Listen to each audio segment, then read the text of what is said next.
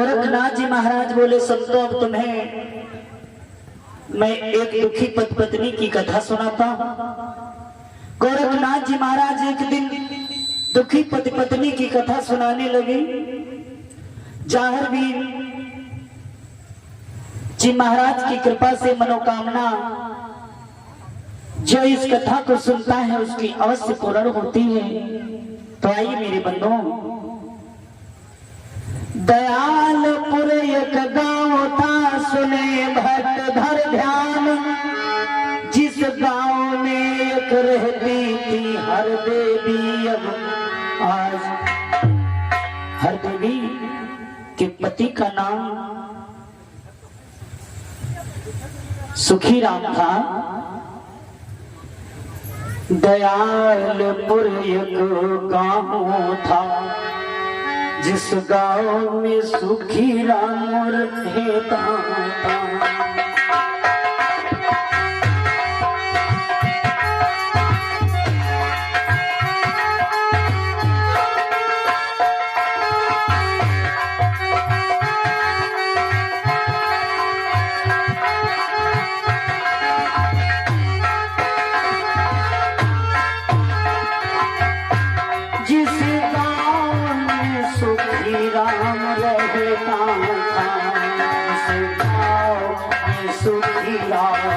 रहता था जिस गांव में सुखीराम रहता था।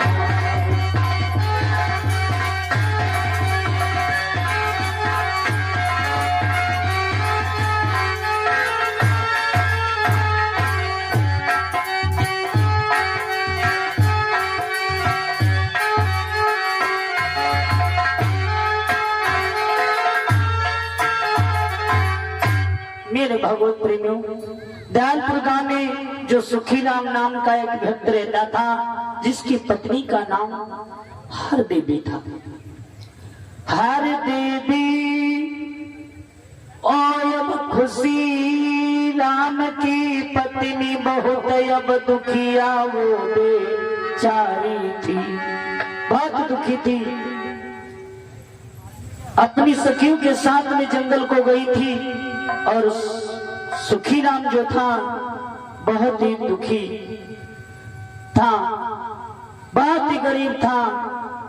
हर देवी की कोई संतान नहीं जन्मी, जिस कारण से दोनों पति पत्नी, पति सुखीराम व पत्नी हर देवी बहुत ही दुखी थे। मेरे बंधु, पति पत्नी दोनों सुनो बहुत दुखी थे आज, जब घर में लाते थे भोजन बनता था उनके। आज जब एक खुराक भोजन लाते थे तभी उनके घर में भोजन बनता था। ये स्थिति उनकी थी सुखीराम की, और उनकी पत्नी हर देवी बहुत ही दुखी थी।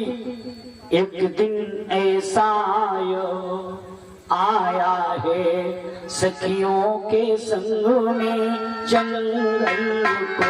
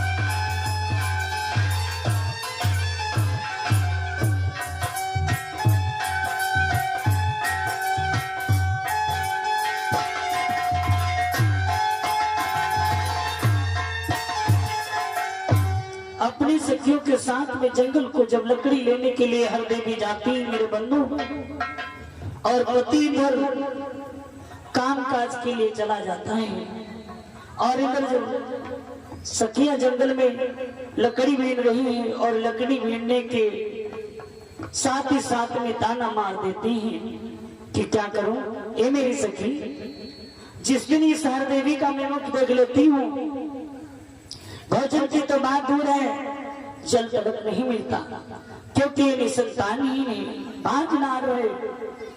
जिस दिन इस हर देवी बांझ का देखूं मैं मुख आज, भोजन की तो बात दूर है, जल तलक नहीं मिलता आज। जिस दिन सुबह इस के दर्शन हो जाते हैं, उस दिन भोजन तक प्राप्त नहीं होता है, जल भी नहीं हासिल होता है। हर देवी की सखियत ताना मार दिया कि जिस दिन इस बांझ का मुख देखती हूँ, उस दिन भोजन की तो बात दूर है, जल तलक नहीं मिलता। हर देवी ने जब ऐसी सुनी सखियों के मुख से बात, हर देवी अब दुखी हुई, कह न सकी एक भी बात नहीं कह सकी मेरे बंधु।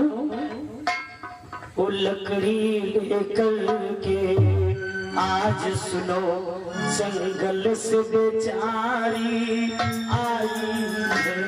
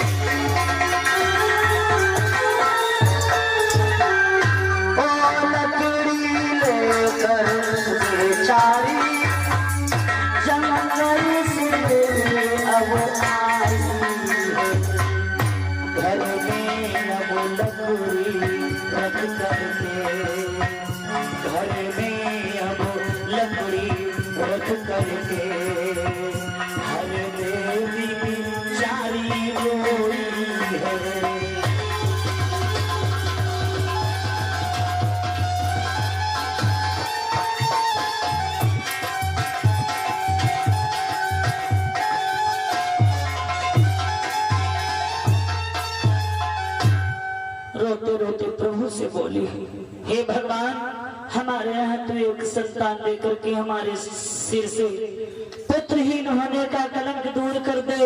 एक एक करके दोनों,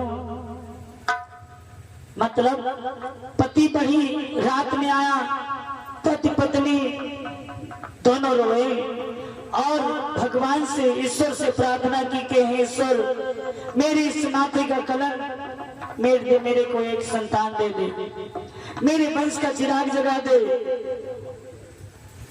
इस प्रकार से पति पत्नी रोए हैं ओ आज, बढ़ी रात्र में दोनों को आ गई, देखो निंद्रा। आज जो रात बढ़ जाती है, दोनों पति पत्नी को निंद्रा आ जाती है। बेचारे सुखी राम, वाम की पत्नी हर देवी, दोनों पति पत्नी आज सुनो निंद्रा में अब आते हैं।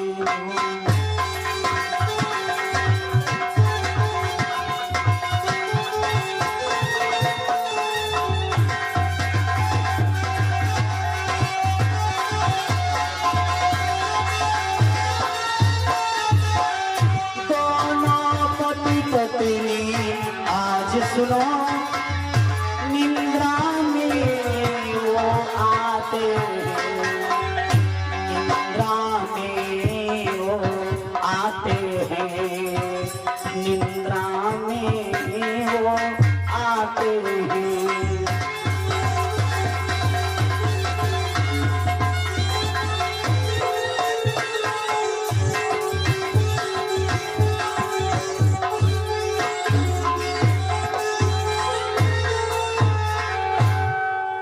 इंद्र जो निंद्रा में आ गए, निंद्रा आने के बाद में मेरे बंधु हुआ क्या, एक बाबा जोगी का भेष बना करके आए। वो बाबा का नाम क्या था, गोमा जहाजीर। जोगी का भेष बना हाथ में डमरू लेकर जाहर आए, गाते हुए भिक्षा मांगने के बहाने उनके घर आए। बड़ा ही सुंदर भाव दर्शा रहे। हरे गोरख जी को मैं चेला हूँ आज अलबेला, गोरख जी का हूँ मैं चेला आज अलबेला।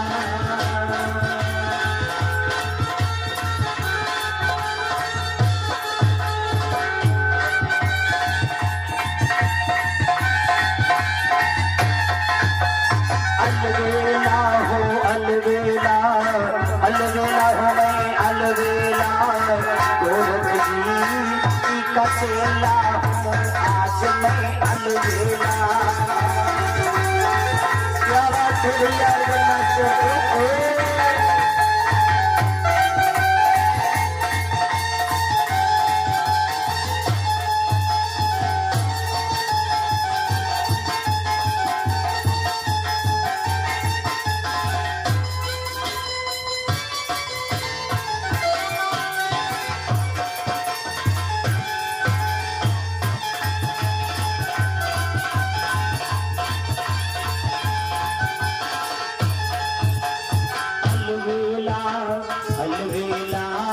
अलबेला हो अलबेला, अलबेला अलबेला हो अलबेला।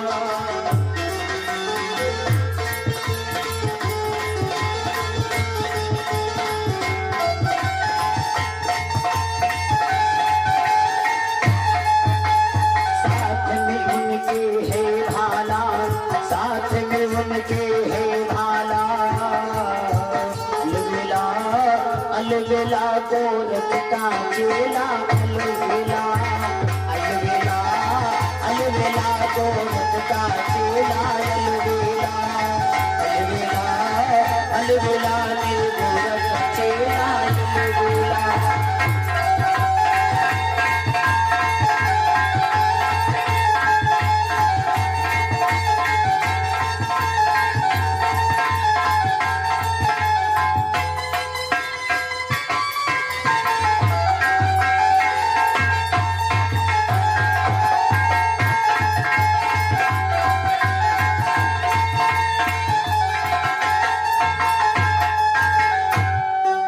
इस भाव को गाते गाते गोंगा जाहर वीर बाबा ने उसी सुखी राम व हर देवी के मूल निवास पर पहुंच गए।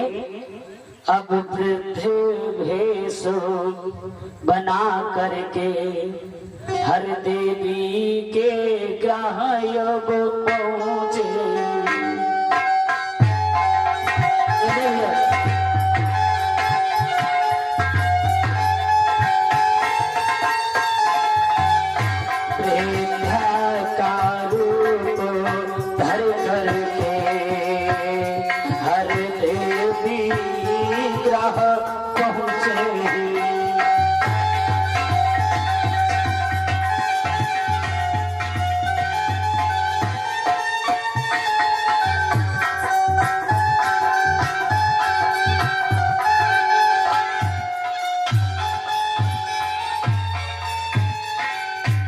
जब हर देवी के दांत पर पूछे लखनाम उच्चारण किया,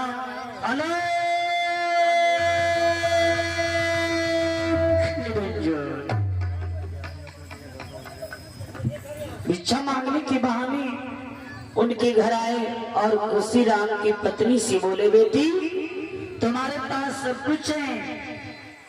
बेटी सब कुछ है अब है बेटी,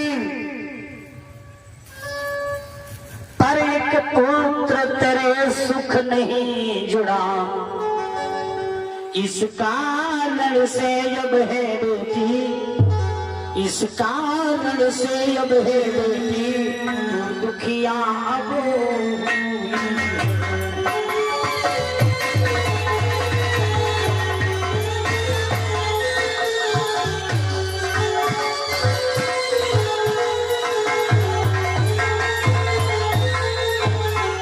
इस कारण से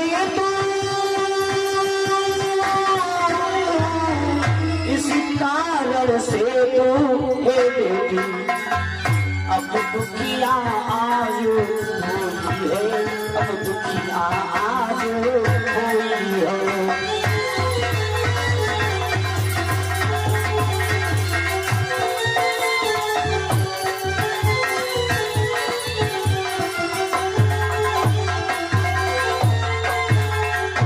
तो इसी कारण से दुखी है बेटी।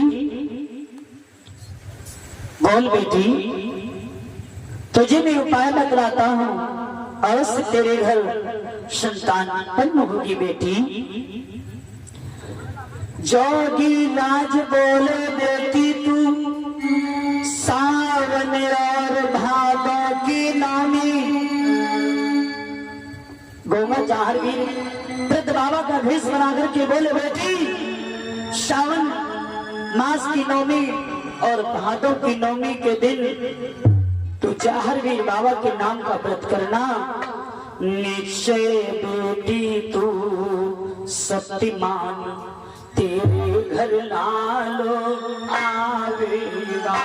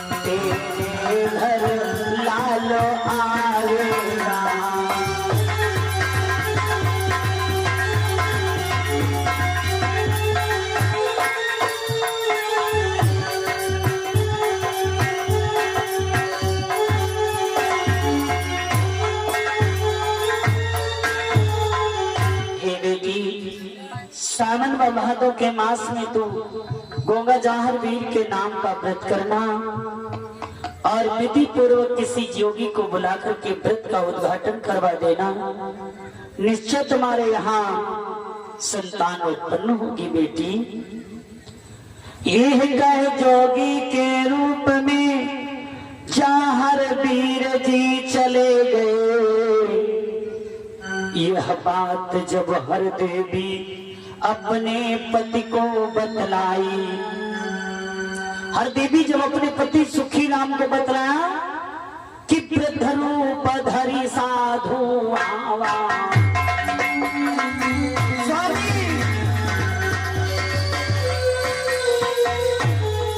वृद्ध रूप धरी साधु आवा, वृद्ध रूप धरी साधु आवा।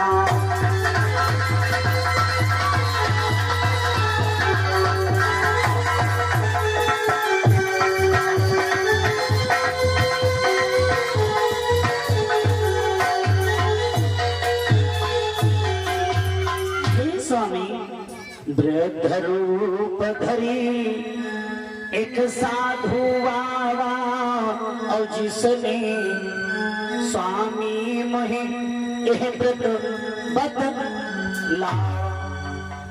बतलाया है कि सावन के मास में नवमी का व्रत करने के लिए बतलाया है और भादों के मास में नवमी का व्रत करने को बतलाया है।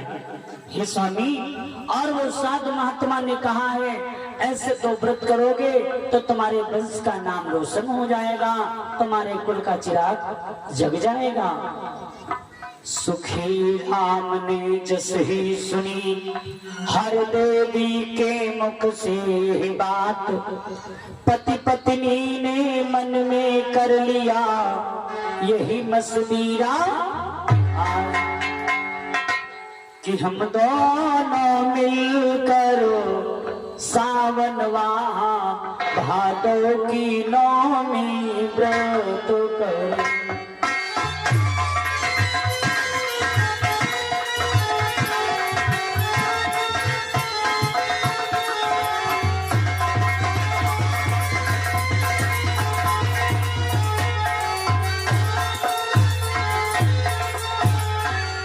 हम दोनों मिले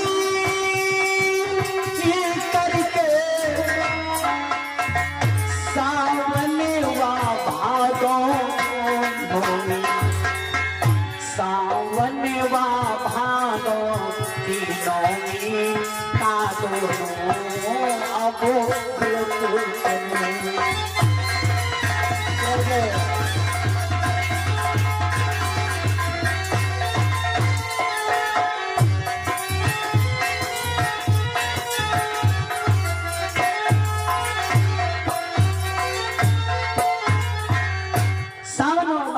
मास की नवमी का व्रत करेंगे।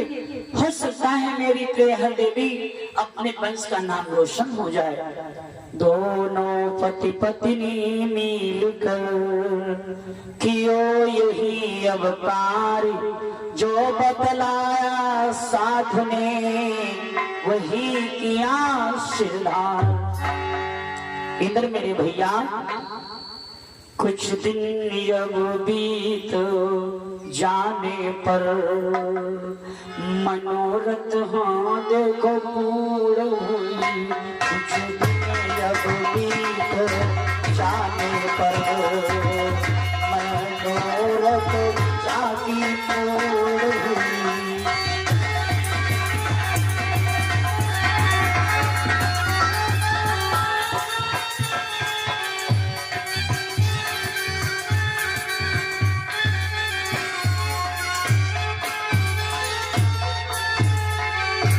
कुछ दिन बीत गए, व्रत करते करते श्रावण व भादों का मास जब हर देवी गर्भपात्र में आ गई, कुछ दिन और पूजा नहीं छोड़ा। साधु के बताए कि ये सभी पूर्ण कार्य कुछ ही दिनों के बाद में हुआ ये तो है लाल।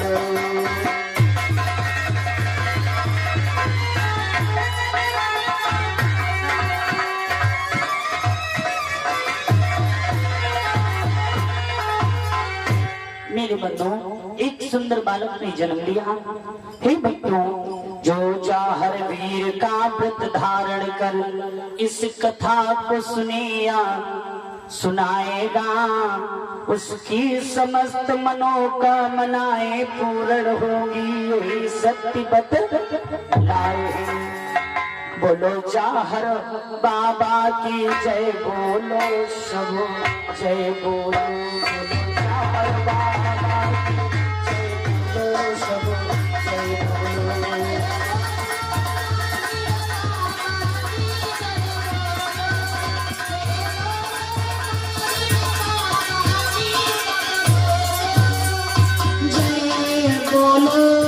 जय बोलो भैया सब बोलो, जय बोलो जय बोलो जय बोलो भैया सब बोलो, जय बोलो।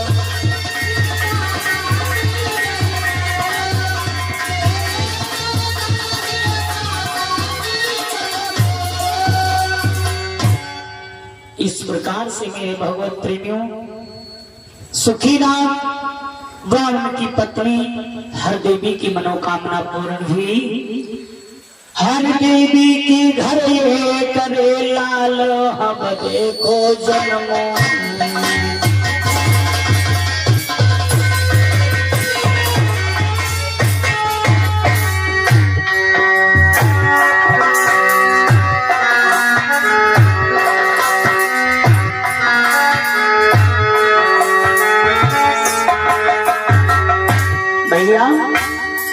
सखियां गीत मल्हारेगा रही कैसे?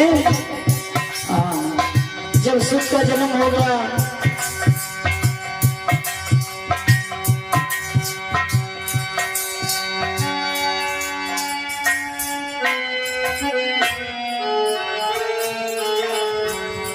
बड़ा ही सुंदर भाव दर्शाया। दयालपुर गाँव सो जन्म हुए को ललना सो हरे अगो, देवी के जन्म हुए को ललना। दयालपुर गाँव सो जन्म हार, देवी के एक शुभ जन्म।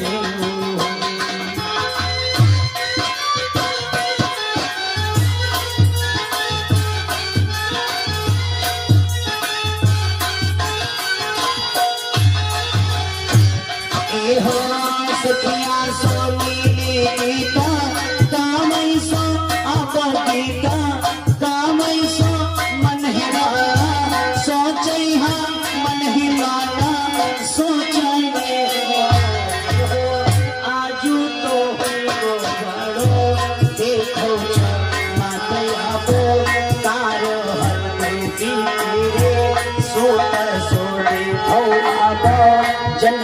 सो सोतला बाजने हो।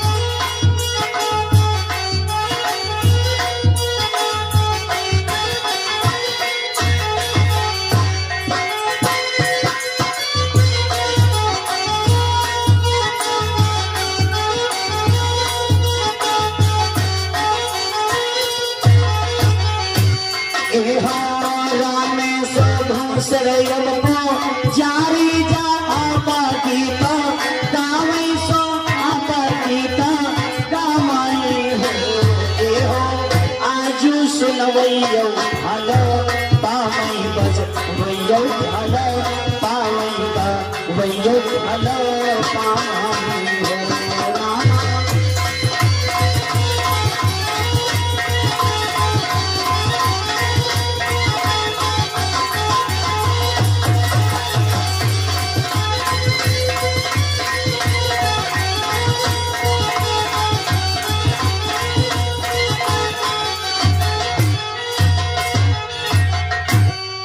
ये जो आप लोग कथा सुने हैं मेरे द्वारा हर देवी की कथा निसंतान हर देवी की कथा आप लोग सुने हैं मेरे द्वारा गंगा पुराण से। बोल सच्चे दरबार की जय हो, बोले गोरखनाथ बाबा की जय।